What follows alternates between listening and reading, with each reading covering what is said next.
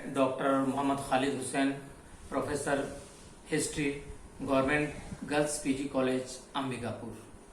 आज हम एक ऐसे विषय पर चर्चा करने जा रहे हैं जिस विषय का संबंध भारत का प्राचीन काल में दक्षिण पूर्वी एशिया के देशों के साथ संबंध। विद्यार्थियों, ये आप सबको पता होगा कि भारत ने हमेशा ही अपने पड़ोसी देशों के साथ, पड़ोसी मुल्कों के साथ बेहतर से बेहतर संबंध स्थापित करने की कोशिश की है। और ये संबंध आज नहीं, आज के परिप्रेक्ष्य में इस बात को हम केवल नहीं ले सकते, बल्कि आप और आगे बढ़ेंगे, आप इतिहास में जाएंगे, तब आपको ये पता चलेगा कि हम तो प्राचीन काल से अपने पड़ोसी देशों के साथ बहुत बेहतर संबंध स्थापित करने की कोशिश जारी रखे हुए हैं। कुछ लोगों की ये धारणा कि भारत हमेशा अंतर्मुख, अंतर्विलीन रहा है, ये कहना ठीक नहीं होगा। ये कहना इसलिए ठीक नहीं होगा कि भारत ने हमेशा अपने पड़ोसी मुल्कों के साथ धार्मिक, व्यापारिक और वैचारिक संबंधों को बराबर बरकरार रखा है। इतिहास के पृष्ठभूमि में अगर आप जाएंगे तो आपको ये पता चलेगा कि भारत में जो 3 प्रमुख प्राचीन ग्रंथ हैं, उन ग्रंथों को आप देखिए, आपको पता चलेगा। ऋग्वेद हमारा एक ग्रंथ है, सामवेद एक हमारा ग्रंथ है, अथर्ववेद है हमारा, यजुर्वेद है। अगर आप इन ग्रंथों का अध्ययन करेंगे और सिर्फ आप ऋग्वेद को उठाइए तो आपको ये पता चलेगा कि हमारा पड़ोसी देशों के साथ प्राचीन काल से संबंध किस प्रकार का रहा है। ऋग्वेद काल का ऋषि जब कभी भी मंत्रों का उच्चारण करता था तो उसके मन में ये बात नहीं होती थी कि केवल भारत का कायाकल्प हो, भारत सुखी रहे, भारत समृद्ध रहे, बल्कि अगर हम देखें तो ये पता चलेगा कि ऋग्वैदिक कालीन ऋषि जब चर्चा करता था, जब वो डिस्कस किसी बिंदु पर करता था, खास करके धार्मिक विषयों पर जब कभी भी वो चर्चा करता था, तो वो ये कहा करता था, सर्वे भवन्तु सुखिना और सर्वे सन्तु निरामया। विद्यार्थियों, आपको ये पता होना चाहिए कि हमारा ऋषि मुनि प्राचीन काल में सभी देशों का उद्धार हो, सभी देशों का कल्याण हो, सभी देश सुख समृद्धि की राह पर चले, इस बात की कल्पना करता था। अब हम इस बात की ओर आते हैं कि हम लोगों ने बहुत सारे दुनिया के दूसरे देशों का अध्ययन किया है। हम यूनान को तहजीब के मामले में जानते हैं, हम रोम को तहजीब के मामले में जानते हैं, हम मिस्र की सभ्यता और मिस्र की संस्कृति के बारे में जानते हैं। मुझे याद आ रहा है कि अल्लामा इकबाल ने बड़ी अच्छी बात कही थी कि आखिर भारतीय सभ्यता, भारतीय संस्कृति और भारतीय लोगों में ऐसी क्या बात है कि यहां की सभ्यता और संस्कृति जो है वो बहुत ही रिच और समृद्ध है।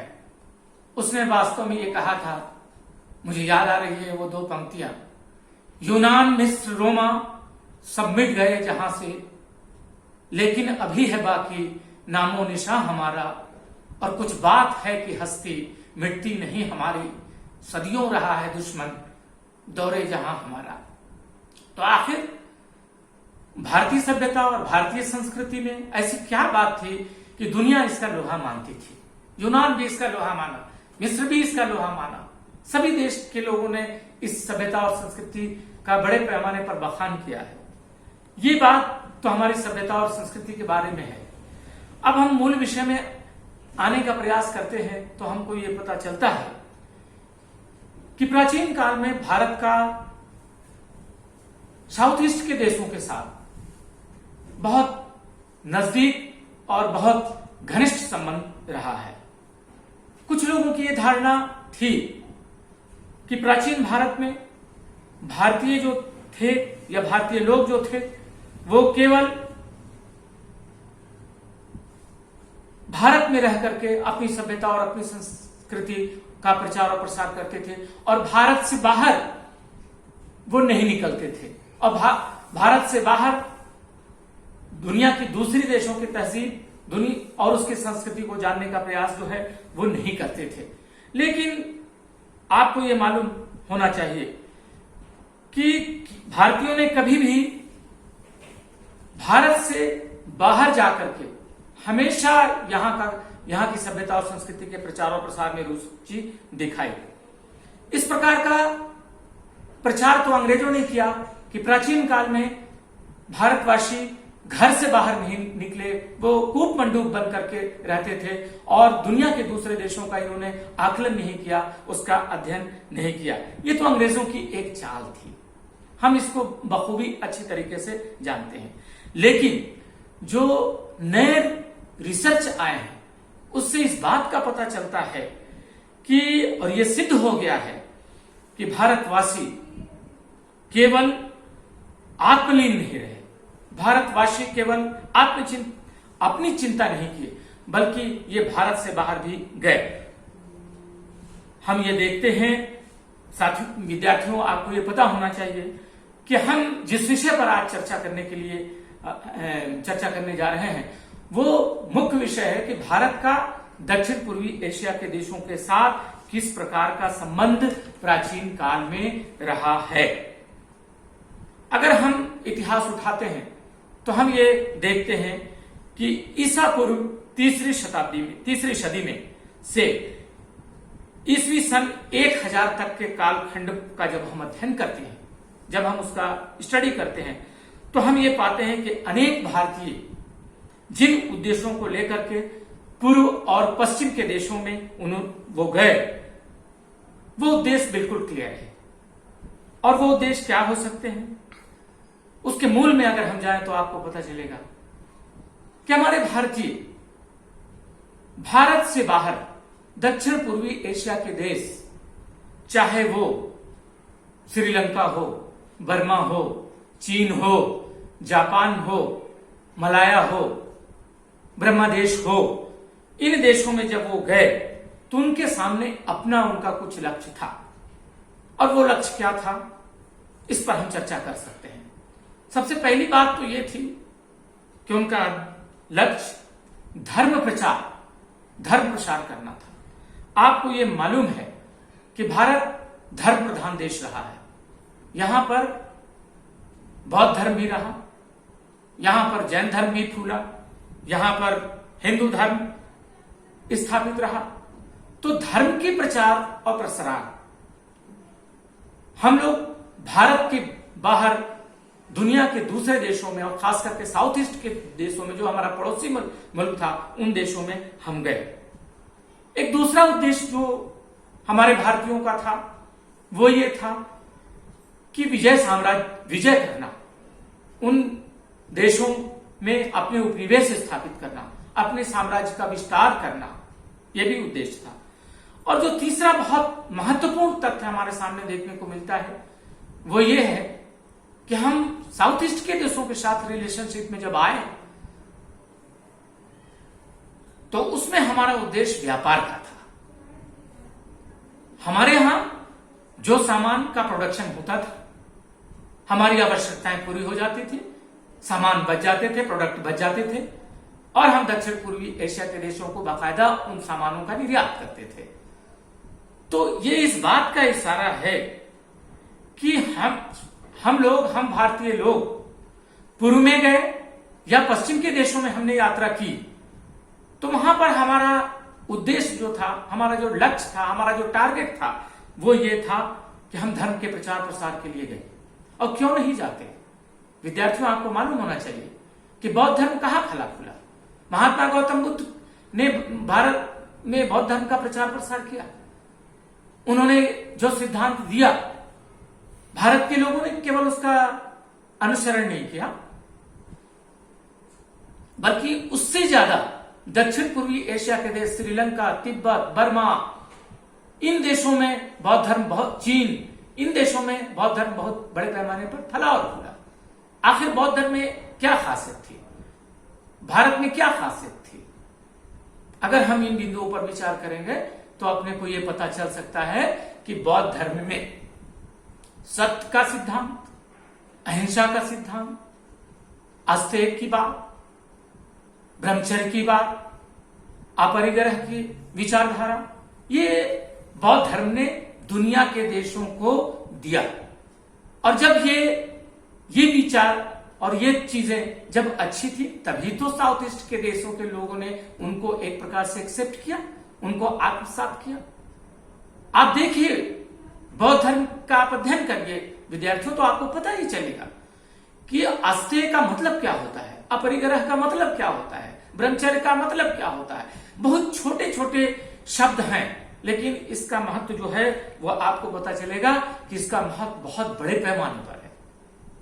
विद्यार्थियों, अस्तेय का मतलब चोरी नहीं करना है, अपरिग्रह का मतलब आवश्यकता से अधिक धन का संचय नहीं करना है, ब्रह्मचर्य का मतलब यह हो सकता है कि हम अपने जीवन को संयमित रखें। आवश्यकता से अधिक हम धन का संचय नहीं करेंगे तो हमारे अंदर डिमेरिट्स नहीं आएगी, हमारे अंदर बुराई नहीं आएगी। और ये सब सारी चीजें जो है वो बौद्ध धर्म ने दिया। तो हम देखते हैं कि साउथ ईस्ट के देशों में, विशेषकर दक्षिण पूर्वी एशिया के देशों के साथ हमारे जो भारत का प्राचीन काल से संबंध हुआ बना, वो संबंध धर्म को लेकर के कुछ ज्यादा दिखाई पड़ता है। लेकिन हम व्यापार को ओवरलुक नहीं कर सकते, नजरअंदाज नहीं कर सकते। इसलिए नहीं कर सकते कि हम लोगों ने जो सामान मतलब उत्पादन किया, विदेशों में उनकी बहुत बड़े पैमाने पर मांग थी। हमारे यहाँ मसाले बहुत बड़े पैमाने पर होते थे, उनका प्रोडक्शन बहुत बड़े पैमाने पर होता था।